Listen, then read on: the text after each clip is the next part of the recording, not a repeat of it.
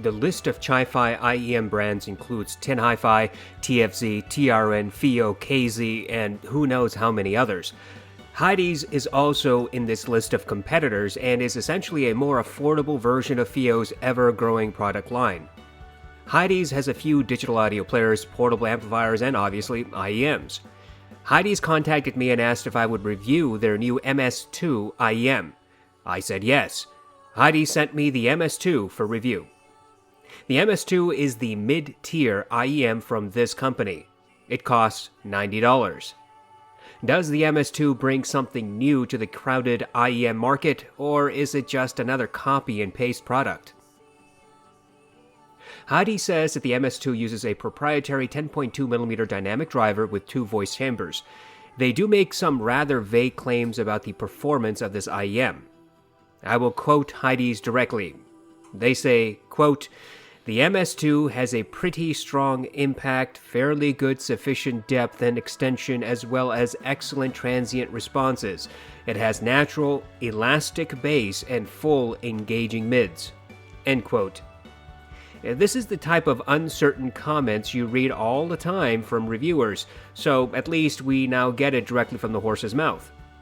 I'm not sure what elastic bass is, but in all frankness, everything else Hidizs says is confusing and open to multiple interpretations. Hidizs further promises that their driver will provide clean, crisp, clear, and rich treble. It's really hard to figure out what Hidizs is talking about here. I can only speculate, but it seems that Hidizs' claims could be read to mean that the MS2 is either balanced sounding or V-shaped. I guess we'll see. The MS2's body is made of resin, or plastic in layman's terms.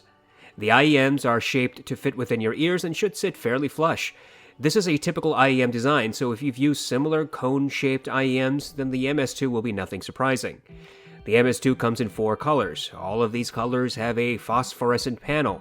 This means there is some reflective paper or foil behind the clear housing, and that will reflect direct light.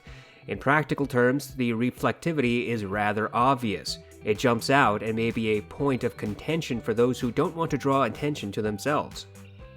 The housing on the MS2 does have a noticeable seam that runs along the entire body. The housing was made using 2 pieces which were likely glued together. The seam is not visible unless you're specifically hunting for it. The MS2 feels smooth to touch. The Hidizs logo blends into the design. I can't tell if it's behind the clear plastic or somehow etched smoothly into the housing. The MS2 comes with a 2-pin cable. This cable is covered in plastic. This is not the most luxurious cable I've ever seen, but it's also not the worst. The left and right pins are indicated by color. The cable transmits some microphonics, but that is the case with most cables. The MS2 comes with 2 different types of ear tips, 6 pairs in total. One type has a narrow bore or opening, the other type has a wider opening. They are all silicone. Each type comes in small, medium, and large sizes. Surprisingly, the MS2 comes with a very sturdy metal case. This case is large enough to hold the IEM and its cable, and you can also stuff the extra ear tips inside. The case reminds me of a jewelry box. There is a very thin layer of rubber on the inside, ostensibly to protect the IEMs from damage. Regarding comfort, I would say that the MS2 is of average comfort. It is as comfortable as the Hi-Fi T2 and T2 Plus, a little bit more comfortable than the Moondrop Starfield, and comically more comfortable than the Blonde BL03 and 05S. The Starfield is heavier and tends to slip out of my ears. The Blonde IEMs have uncomfortable, unnatural designs that do not sit within the ear cavity. I can wear the MS2 for several hours before needing a break. The ear tips are also agreeable. They are comfortable and do not cause pain or irritation. Overall, the MS2's build and accessories are what we have come to expect. The cable is fine, but at nearly $100, I think a lot of people would have preferred something better than a plastic sheath. It is nice that Hidizs provides 2 different types of silicone ear tips, but I think they also should have added a set of foam ear tips. I cannot find any faults with the construction. Everything in the package seems well built. While the MS2 is not made of metal, unlike the Hi-Fi, Blonde, and Moondrop products, it is also lighter than they are. At nearly $100, I think we are beginning to stretch the limits of what I would call agreeable or okay build and accessories. The MS2's design is nothing innovative and its accessories are good enough, but any higher price tag and this would not be the case. I tested the MS2 using multiple sources. I paired it with my Shitmodi 3 and Liquid Spark stack. Both of these sources are neutral. I also listened using my FIO M15 and FIO M3 Pro. I used the stock ear tips, the ones with the wider opening. I also used the stock cable. I used my test playlist from Amazon Music HD and my FLAC library. All of my sources easily powered the MS2. The MS2 seems to have a fairly neutral sub-bass but an emphasized mid-bass. Both tend to meld into one another. On Mountains by Hans Zimmer, the MS2 recreated the sub-bass rumble from the beginning of the track. The transients seem to be fairly close to what I hear on most dynamic driver headphones. When the crescendo hit at the middle of the song, the organ cut through the mix, but was not sharp. The organ was easily audible among all the instruments. When the vocals chime in at the end, they slowly rose from the back until they were about shoulder to shoulder with the other instruments. In Conquer by Overwork, there is a rolling marble effect at the beginning. This is supposed to pan from right to left to center. The MS2 did not recreate the panning, but the sound was crystal clear. There are several drums in this track, and the MS2 presented all of them with very hard strike and energy. The thwacking of drumsticks on drum heads was sharp, but not ear-piercing. Each drum strike thumped into the next one. In other words, the drums had what some might call a thick presentation. Moreover, it was obvious that the mid-bass was elevated as the drums clearly overpowered many of the other instruments. In Irodori by the Japanese drum band Kodo, the MS2 presented all three types of drums clearly: small, medium, and the big barrel drum. The metal percussion instrument was clear and easily audible even when the drums were played fast and hard. I could hear the different tonalities of each instrument and could differentiate the sound of one type of drum from all the others. I listened to several hip-hop songs including Pure Water, Nupatek, Reel It In, and Uproar. The sub-bass seemed to be just about neutral. The subwoofer effect sounded like it was in about the same room as me. The drums were clearly louder than the subwoofer. The vocals were about 2 steps ahead of the instruments, and they were slightly sibilant. Overall, the MS2's bass response has a mid-bass emphasis. Drums will be louder than you might hear using more neutral IEMs or headphones. There is some melding between sub-bass and mid-bass. This means that the bass frequency has about average clarity. Nothing sounded bloated or distorted. The MS2 has fairly natural presentation of mids, but female sibilance is clearly elevated. Orla Gartland's song Why Am I Like This has grain and sibilance recorded into the track. The MS2 accentuated both details. This resulted in her voice being somewhat harsh, and I had to reduce the volume. Her voice was about 2 steps ahead of the instruments. The drums and guitar sounded full and natural, however the drums clearly sounded a bit louder. The backup vocalist who appeared at the end of the song was clear and distinct and remained in the right ear tip. In Want You Back by Haim, the MS2 again displayed that it emphasizes sibilance and vocal grain. This was elevated several decibels and I had to reduce volume. The primary singer says the word "we" 8 seconds into the song. She emphasizes the word and it is supposed to sound gravelly. The MS2 perfectly recreated this detail. The 2 backup vocalists appeared to be clear and distinct, one in each ear tip when they first showed in the song. However, when all the instruments played at maximum, the backup vocalists melded into one voice and it was difficult to differentiate between them. The drums were louder than the other instruments, but all instruments appeared to have accurate timbre and average decay. In Superposition by Young the Giant, the MS2 properly recreated the ukulele, drums, and bass. All 3 instruments seemed to have correct timbre. The drums, however, were louder than the bass and ukulele by a margin. The MS2 also elevated the sibilance of the male vocalist. This was less harsh than how it portrayed female artists, but emphasized nonetheless. There's a backup vocalist in this song, but the MS2 was not able to present that detail, which is also the case for many other headphones and IEMs. Between 1 minute and 10 and 1 minute and 20 seconds in the track, there are supposed to be sharp intakes of breaths. The MS2 accurately recreated this detail. Overall, the MS2 tends to portray instruments fairly naturally. All instruments have accurate timbre and tonality. Drums are usually a little bit louder than the other elements, but do not drown out the song. Vocals are 2 steps ahead of the instruments. The most significant caveat here is that the MS2 emphasizes sibilance and vocal grain. Both male and female singers have sharper presentation. I would say this sibilance emphasis is similar to what the HD560S does. The MS2 has elevated treble, and it can be somewhat sharp depending on the instrument. In Scherzo for X-Wings, the MS2 presented the brass and horns with greater energy than those instruments have on neutral headphones. The brass and horns cut through the mix on the MS2, but they sounded just a bit sharp to my ears. I had to reduce volume slightly to compensate. The timpani sounded accurate and remained in the background. I could hear group sets but not individual instruments. There were some width to the presentation, but no verticality or depth. In other words, the MS2 presented instruments all the way to the wings at the outer edge of the ear tips, but no sounds ever appeared from above or below, and I rarely heard instruments sounding further or closer. In Fright from the City by Johan Johansson, the MS2 presented the piano as if it was about 8 feet away. Its bassier notes were well controlled and not boomy. Each note bumped into the next one, creating a full sound from the piano. I could hear the pop and sizzle that is a detail in the background of this track. The cello sounded fairly smooth and remained clear throughout the track. I could hear the creaking of wood on the pianist's bench and the shifting of the cello's weight. In Take 5 by the Dave Brubeck Quartet, the MS2 presented the piano in the right, the drums in the left, the saxophone dead center, and the bass layered into the background. I could hear the different sounds of the cymbals as they were struck slightly differently. A lot of headphones and IEMs tend to create a homogeneous sound from this, but the MS2 was able to render slight variations based upon how the cymbals were struck. The saxophone was forward and had a bit of extra energy than what I've heard on neutral headphones. The saxophone was not harsh or piercing, however. The piano seemed to meld heavily into the background when all instruments played, and was not altogether clear when this happened. Overall, the MS2 does elevate treble. There is a sense of additional energy and clarity in this region.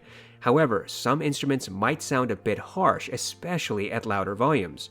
No instrument sounded unusual. That is, I never got the impression that an instrument was off timbre. The MS2 is not a detailed-oriented IEM, but it does have a slightly above-average presentation and clarity. This results in some details standing out more than others. The pops and sizzles and creaking sounds in Flight from the City were perfectly audible, and clearer than on many IEMs and headphones that cost more than the MS2. However, multiple vocalists tend to meld together when all elements in their tracks are playing. There is about average clarity in the bass and mids region, and slightly above average in the treble area.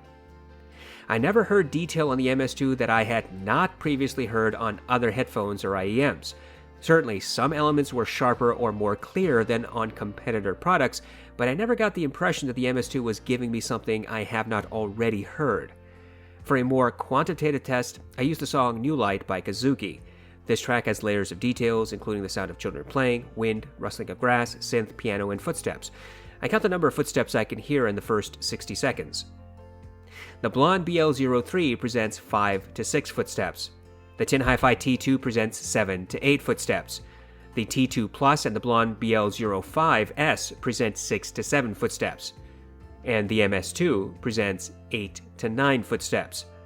Surprisingly, the MS2's performance with this test track was strikingly similar to that of the Tin Hi-Fi T2. The T2's clarity is fairly well known in the audiophile community, and the MS2 seems to fairly match it. The MS2 has about average soundstage to perhaps maybe above average. This will depend on your track and ear tips that you use. Using the stock ear tips, the MS2 soundstage is similar to that of the Tin Hi-Fi T2 and T2 Plus. It has greater soundstage than the Moondrop Starfield and the Blonde BL03 and 05S. However, I never heard any clear sense of depth or verticality from the MS2. In other words, sounds never appeared above or below, nor did instruments seem closer or further away in the same track. While the MS2 has respectable soundstage, I do not think it presents music as if it is surrounding you. This is entirely a left and right stereo effect. The MS2 seems to have a W-shaped signature. Sub-bass seems to be close to neutral. Mid-bass has an emphasis, but not to bass head levels. Drums do sound louder than other instruments in the same track. However, the bass is not distorted or boomy. Clarity in the bass region is about average. That is, sub-bass and mid-bass meld marginally, and small perturbations in sub-bass are not clearly audible. The mid's presentation is forward. all instruments seem to have accurate tonality and average decay. However, vocals do have emphasized sibilance.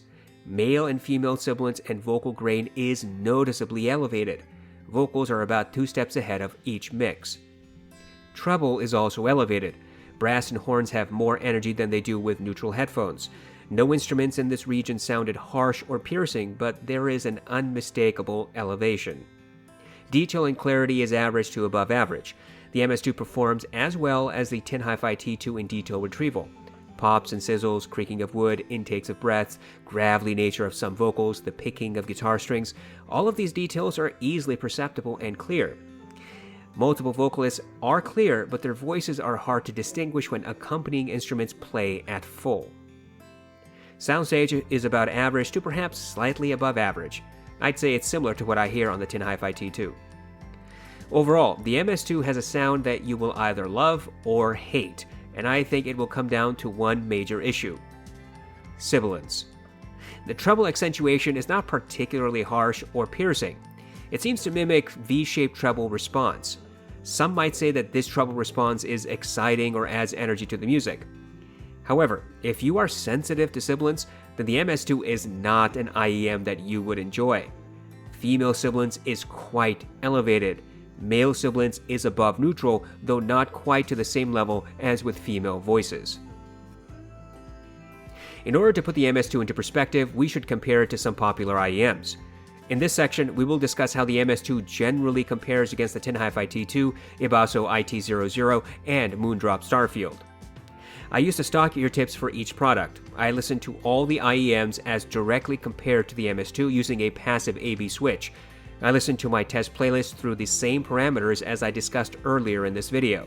I tried to volume match. The Tin T2 is clearly a more robustly built IEM. I think the MS2 is more comfortable, but neither product causes discomfort for me. The overall sound signature of the T2 compared to the MS2 is noticeably different. The T2 has more neutral bass, though it does suffer from a sub-bass roll-off. The MS2, on the other hand, has a close to neutral sub-bass but elevated mid-bass. I think the T2's bass response is a little bit clearer. The MS2 has a sharper emphasis on drum impact. The T2 also has sibilant vocals. It is similar to what I hear on the MS2, but the MS2 sibilance is clearly more obvious. In other words, I think that the T2 is actually a little bit less sibilant than the MS2. The tonality of instruments was the same, as was decay. However, the T2's bass was a little bit more controlled, less emphasized. This resulted in mid-centric instruments appearing a little more clear than on the MS2. Indeed, the MS2's mid-bass tends to be louder than guitars, pianos, cellos, and flutes. The T2 has elevated treble, but not to the same degree as the MS2. In fact, when volume matched, the MS2 has a sharper emphasis to brass and horns. This is a fairly obvious alteration, though I would not call the MS2's presentation harsh or piercing. As for soundstage and detail, I think the two IEMs are comparable. I got the distinct impression that the MS2 was slightly wider in soundstage than the T2. The MS2 also tends to have a bit more clarity in upper mids and treble, but this does not cause a significant amount of additional detail retrieval. In new light, the T2 presented 8 footsteps. The IT00 has build and comfort that is similar to the MS2. Both IEMs are light and sit snugly into my ears. The IT00 has a very different bass response compared to the MS2. The IT00 has more sub-bass presence and greater reverberation.